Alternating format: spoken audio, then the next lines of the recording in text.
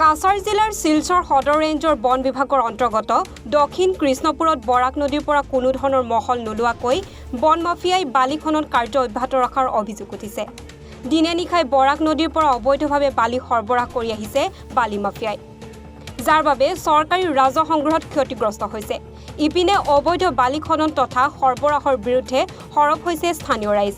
অভিযোগ মতে কিছু বছৰ পূৰ্বে অবৈধ বালি খননৰ প্ৰতিবাদ কৰি বালি মাফিয়াৰ হাতত এজন যুৱকে প্ৰাণ হেৰুৱাইছিল। বালিৰ মাফিয়াই প্ৰতি বছৰে শুকান বতৰ আহিলেই সক্ৰিয় হৈ পৰে বালি খননত।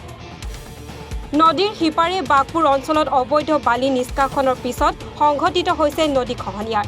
ইপিনে দেখিও নেদেখাৰ ভাও ধৰাৰ অভিযোগ বন বিভাগৰ বিৰুদ্ধে।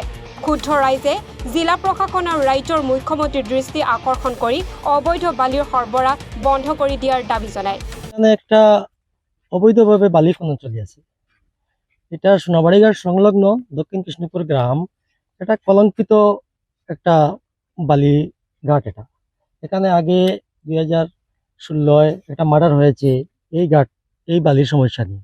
আবারও দেখা যায় এই বছর কিছু অবৈধ ব্যবসায়ী তারা অবৈধভাবে এখানে বালি সিন্ডিকেট করছে। এটা আমরা আদৌ জানি এখানে ক্ষেতর জায়গা, কৃষকের জায়গা, তারা কৃষকের জায়গা জবরদস্তি করে এখানে বালি কিরকম এটা সুযোগ পেল বা এতটুকু হয়ে গেল। হাজার হাজার গাড়ি অলরেডি বালি পাচার হয়েছে, এর ভিতরে আমরা খবর পাইনি। হঠাৎ করে একদিন দেখলাম যে দিনে শুরু হয়ে গেছে, রাত্রে চলেছে অতদিন, হঠাৎ করে দেখলাম দিনে শুরু হয়ে গেছে। দিনে শুরু করতে গিয়ে রাস্তাঘাট, স্কুল মসজিদ, পিএইচি, এই যে একটা রিংবান্ধ আছে ফ্লাড এফেক্টেড, এগুলোর প্রতি আমরা দৃষ্টি আকর্ষণ করে দেখি গ্রামের অবস্থা তো শোচনীয়। এখান থেকে অনেক রাজস্ব মার খাচ্ছে। তাই আমরা গ্রামের কতজন লোক, এই যারা আমার সঙ্গে আছেন, আর কিছু আসেননি, কিছু বালি মাফিয়াদের মানে ভয়ে অনেক লোক আছেন এখানে, তারা আমরা সবাই মিলে একটা প্রতিবাদ সাব্যস্ত করেছি। আমরা ডিসি মারফতে মুখ্যমন্ত্রীকে, লোকাল এমপিকে, এমএলএকে আমরা ইনফরমেশন করেছি। মুখ্যমন্ত্রীর দৃষ্টি আকর্ষণ করে বলতেছি, এটা যদি সম্পূর্ণরূপে বন্ধ হয়ে যায়, এটা সম্পূর্ণরূপে যদি বন্ধ না হয়, আমরা গণতান্ত্রিক পদ্ধতিতে আন্দোলন হব। তাতে কি দুর্ঘটনা হয়, ইনসিডেন্ট হয়, এটার দায়িত্ব সম্পূর্ণ কাছাড় প্রশাসন, আসাম প্রশাসনে তার দায়ভার নিতে হবে। কবে থেকে শুরু হয়েছে? এটা হাজার হাজার গাড়ি অলরেডি গিয়েছে, রাত্রে গিয়েছে।